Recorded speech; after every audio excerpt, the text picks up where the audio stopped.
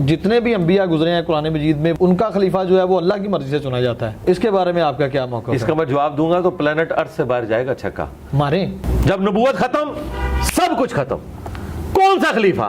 جو حضرت ابوبکر عمر عثمان و علی ہیں یہ خلیفۃ رسول وہ والے خلیفہ نہیں ہیں جو انبیاء کے خلفاء ہوتے تھے. اگر حضرت امیر حمزہ زندہ ہوتے تو پہلا خلیفہ انہوں نے بننا تھا. حضرت عمر کو جناب علی کا داماد کہا جاتا ہے. تب میاں بیوی راضی کیا کرے گا قاضی؟ چھوڑیں یار یہ غیر علمی باتیں ہیں. حضرت ابوبکر کو لے کر حضرت عمر اور جو وہ اپنی خلافت کا سلسلہ چلانے کے لیے اتنے پریشان نظر آتے ہیں، جبکہ جناب رسول خدا اتنا سلسلہ جناب آدم سے شروع ہوا رسول اللہ تک آیا، وہ اپنا خلیفہ ہی نہیں چھوڑ کے گئے، عوام منتخب کر رہے ہیں ان کا خلیفہ مشورے کے ساتھ. اور جتنے بھی انبیاء گزرے ہیں قرآن مجید میں وہ ان کا خلیفہ جو ہے وہ اللہ کی مرضی سے چنا جاتا ہے. جناب موسیٰ علیہ السلام کا خلیفہ، جناب زکریا علیہ السلام رو کے دعا کر رہے ہیں کہ مجھے ڈر ہے اپنے بھائیوں کا، کوئی میرا جو ولی ہے وہ مجھے دے دیں. تو اس کے بارے میں آپ کا کیا موقف ہے؟ اس کا میں جواب دوں گا تو پلانٹ ارتھ سے باہر جائے گا چھکا ماریں. مجھے بتائیں رسول اللہ سے پہلے خاتم النبیین آیا کون ہے؟ جب نبوت ختم سب کچھ ختم. کون سا خلیفہ؟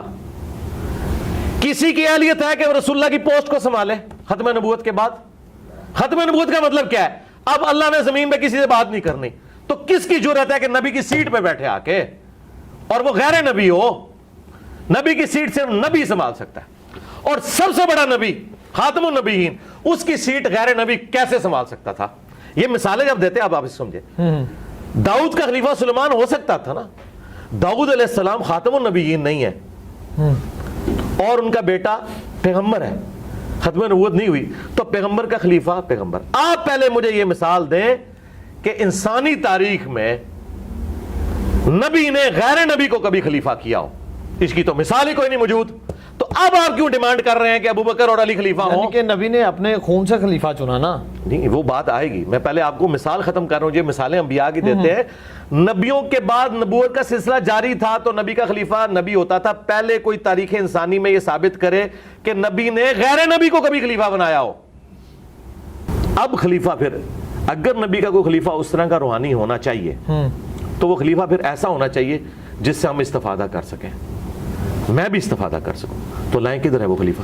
علم میں جناب امیر کا، جناب امیر ادھر سامنے موجود نہیں نا. علم میں، جناب شجاعت میں، میری بات سنیں، بہادری میں، جنگ میں، آپ جتنے بھی اوصاف نکال یہ ساری باتیں آپ کی درست تھیں نبی علیہ السلام کی وفات کے وقت. میں آج پوچھ رہا ہوں کہ میں نے نبی علیہ السلام کے خلیفہ سے ملنا ہے، کدھر ہے وہ؟ اگر آپ کہتے ہیں وہ قبر میں ہے تو میں کہوں گا وہ اگر قبر میں ہے تو میں رسول اللہ کی قبر پہ کیوں نہ جاؤں؟ میں نے اس کی قبر پہ جا کے کیا کرنا ہے؟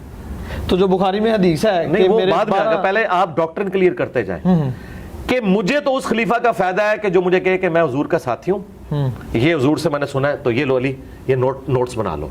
مجھے اس طرح بھی بتانے والے 1300 سال پہلے قبروں میں جا چکے، اس کا مطلب ہے نبی کا کوئی خلیفہ نہیں ہے. لیکن میں آپ کو بتاتا ہوں نبی کا خلیفہ آج بھی موجود ہے، قرآن. یہ قیامت تک نہیں ختم ہوگا. تو نبی علیہ السلام کا خلیفہ ہے قرآن. جو حضرت ابوبکر عمر عثمان و علی ہیں یہ خلیفۃ الرسول وہ والے خلیفہ نہیں ہیں جو انبیاء کے خلفاء ہوتے تھے. یہ خلیفۃ الرسول ہیں صحابہ کے اجماع کے ساتھ آپ کے نظام حکومت کو بعد میں چلانے کے لیے. دین جو ہے وہ مکمل ہو چکا اور اس میں یہ خلفاء بھی جو دینی فیصلہ کریں گے وہ قرآن و سنت میں پیش ہوگا. اور یہ قرآن میں لکھا ہوا ہے جہاں سے آپ لوگ ایک ٹکڑا اٹھاتے ہیں وَأُولِي الْأَمْرِ مِنْكُمْ وَأُولِي الْأَمْرِ مِنْكُمْ، آگے بھی ٹرو نا. فَإِن تَنَازَعْتُمْ فِي شَيْءٍ فَرُدُّوهُ إِلَى اللَّهِ وَالرَّسُولِ.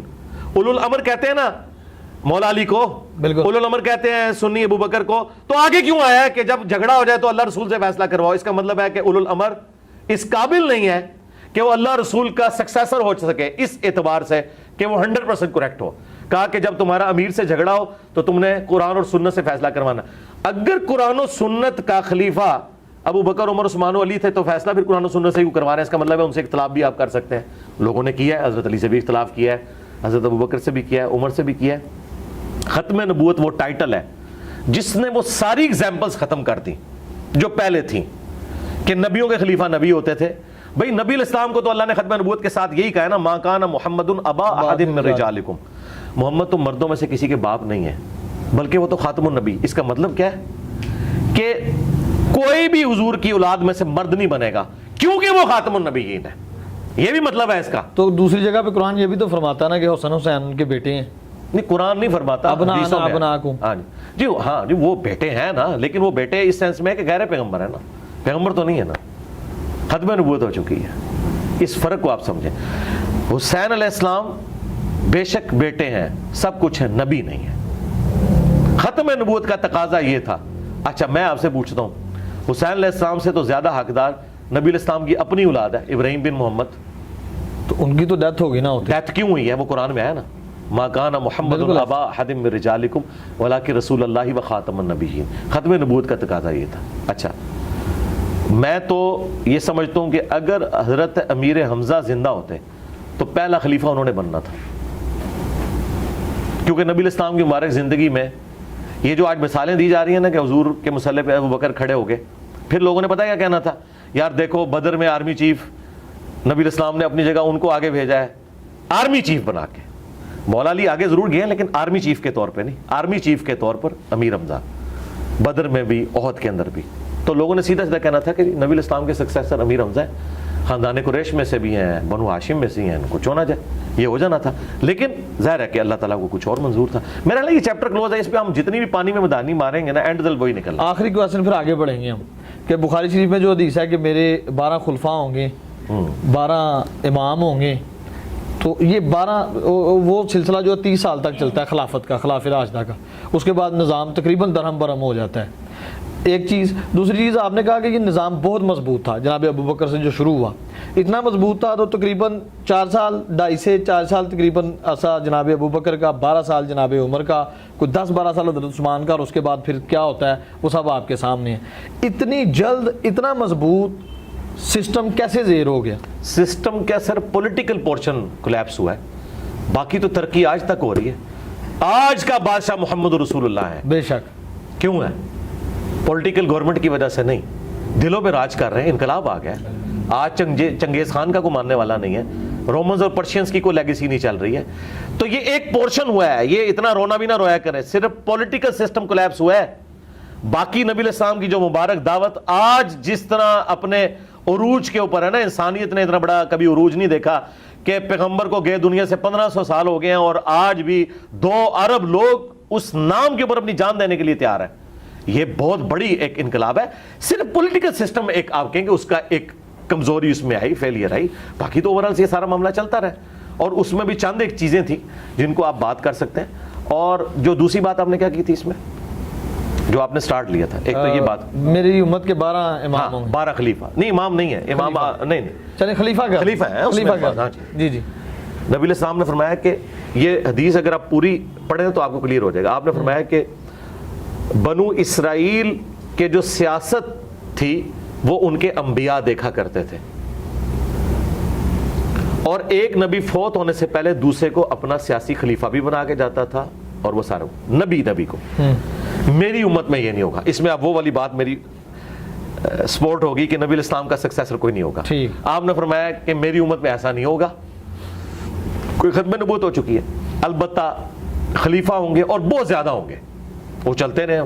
اب یہاں پہ خلیفہ ان معنوں میں نہیں کہ آپ خلیفہ راشد کے معنوں میں, خلیفہ سے مراد ہے حاکم وقت, آپ اسے ملک کہہ لیں, بادشاہ کہہ لیں, ان معنوں میں ہے. اس میں یہ اپنی یعنی اس اصطلاح کے معنوں میں نہیں, لغت کے معنوں میں ہو رہا ہے. وہ جو آپ خلفۂ راشدین 30 سال ہے نا, وہ اپنی اصطلاح میں جو اصل خلیفہ ہونا چاہیے آئیڈیلی وہ 30 سال کی خلافت ہے. اس کے بعد جو خلافت ہے وہ ملوکیت ہے. آپ اسے خلیفہ, تو میں نے کہا تھا آپ عمران خان نواز شریف کو بھی اگر آپ خلیفہ کہہ لیں, پرائم منسٹر کے معنوں میں, 12 ہائی لائٹ کی وہ 12. نبی علیہ السلام فرمایا کہ 12 خلفات, وہ حدیث جو اس کے ساتھ آپ اس کو جوڑیں, نبی علیہ السلام فرمایا کہ 12 خلفاء تک اسلام کا جو یہ والا ایک سسٹم ہے یہ غالب رہے گا, اور وہ 12 کے 12 قریش میں ہوں گے. ان 12 کو نبی علیہ السلام نے خلیفہ راشد نہیں کہا, وہاں 12 خلفاء کا ذکر ہے. ٹھیک. تو اگر آپ اس کی کیلکولیشن کریں تو اس وقت تک اسلام کا جو ایک ایکسپینشن والا معاملہ تھا وہ بڑا تیزی سے ہوا. جس طرح آپ 3 یا 4 پیڈل مارے نا تو تھوڑی دور تک سائیکل چلتی ہے نا, جو 30 سال کی محنت تھی نا وہ 130 سال تک نکال گئی. یعنی ان کے ادوار کے اندر وہ معاملہ چلتا رہے گا. اگرچہ ہمارا پولیٹیکل سسٹم کولیپس کیا, پھر بھی مسلمانوں کے جو فتوحات کا سلسلہ ہے وہ جاری رہا. اللہ تعالیٰ نے وہ ظاہر اپنے دین کو ایکسپینڈ تو کرنا تھا نا, رومنز کے ساتھ جنگیں رہیں اور آگے معاملات چلتے رہے, کرتے کرتے مسلمان اسپین تک بھی پہنچ گئے, یورپ, بلکہ وہ ایک صرف جنگ ہار گئے تھے فرانس والی, ادروائز تو یورپ بھی پورا مسلمانوں کے پاس آ گیا تھا. تو یہ سارے کا سارا معاملہ چلتا رہا. تو ان معنوں میں یہ ایک تشریح ہے. اس میں ان خلفاء کی تعریف نہیں ہے بلکہ ان کے دور کی تعریف ہے کہ ان کے دور تک اسلام کا غلبہ رہے گا. کیونکہ دوسری جگہ آ گیا کہ 30 سال تک خلافت راشدہ, اس کے بعد کاٹ کھانے والی ملوکیت. وہ خلافت ہے لیکن ملوکیت والی خلافت ہے. دوسرا, حافظ ابن کثیر, ابن تیمیہ اور باقی لوگ اس طرف بھی گئے ہیں کہ یہ 12 خلفاء کنزیکٹیو نہیں ہوں گے. 5 تو کنزیکٹیو آ گئے, ابو بکر, عمر, عثمان, علی, حسن ابن علی. 6 عمر بن عبدالعزیز ہیں, اور پھر قیامت تک کچھ خلفاء آئیں گے اور آخری امام محمد مہدی ہوں گے.